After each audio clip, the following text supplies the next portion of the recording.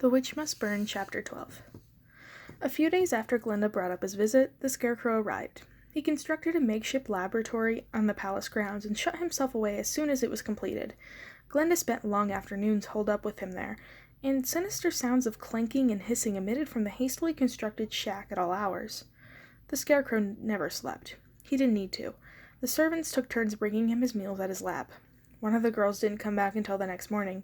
That night, we heard terrible screams from the Scarecrow's laboratory, and at breakfast, the servant girl was dead-eyed and silent. Nox sent her to her room to rest, but when he asked her what had happened in the laboratory, she just shook her head and refused to talk. I knew Nox was as curious as I was, but there was nothing we could do without putting ourselves at risk, and so we went about our duties and kept our eyes open. My days at Glinda's palace stretched into weeks, and slowly I relaxed. Nox was right. Glinda kept me close. After the day when I painted her nails, she declared that I was indisposable.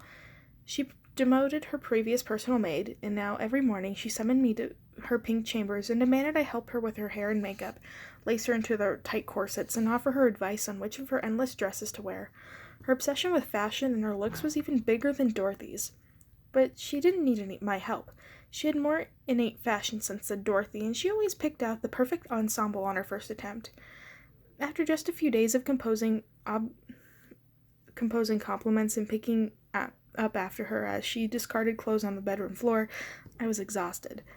But I couldn't let her see it, so I made my face into a mask of good cheer. Sometimes I'd see flashes of the other secret Glinda, the lonely witch who'd let me paint her nails, but they were few and far between. She kept the powerful witch who'd strapped me into her terrifying machine well hidden too. I had to remind myself not to be lulled into false sense of security. I met Nox again in the garden a few more times, but I had nothing to report, other than the Scarecrow's secret project. There was nothing out of the ordinary happening in the palace. If Glinda was somehow pulling Dorothy's strings, she was careful not to let me see it.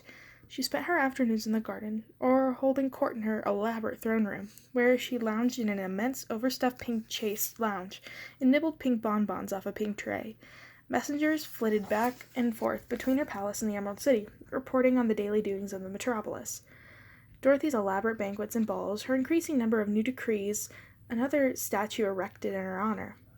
Once, as yet another messenger delivered yet another flowery speech on Dorothy's magnificence, I saw the muscles of Glinda's jaw tightened, and I wondered if she regretted her choice of a puppet. For a moment I almost felt sorry for her. Glinda and I had at least one thing in common. We both thought Dorothy was insufferable. And then, one morning, one of the Tin Woodman soldiers arrived on the palace carrying an elaborate scroll, which he unfurled dramatically and read in a deep, mechanical voice.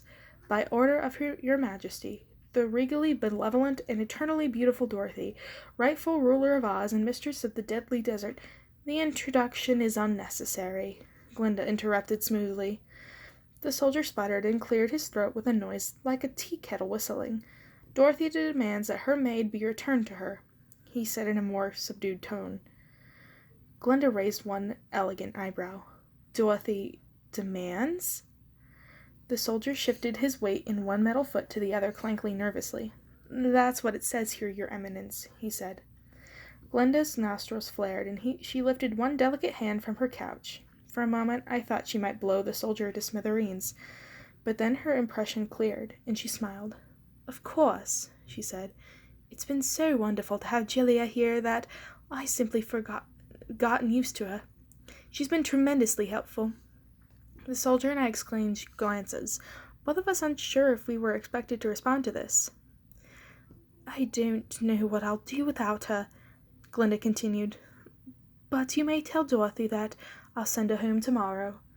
My heart leapt in my chest, then sank again. I'd done it. I'd survived, and it was finally time to go back. But what about Nox and his secret plans to restore order to Oz? What could I do from the Emerald City? If he was here. What did I have waiting for me with Dorothy when I got back?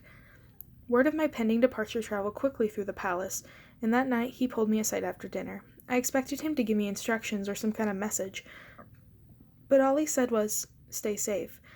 I'm worried she has something else up her sleeve." Wonderful, I muttered. That's comforting. I'm looking out for you, he insisted. Don't do anything foolish, but don't worry. I nodded, but all I could do was worry.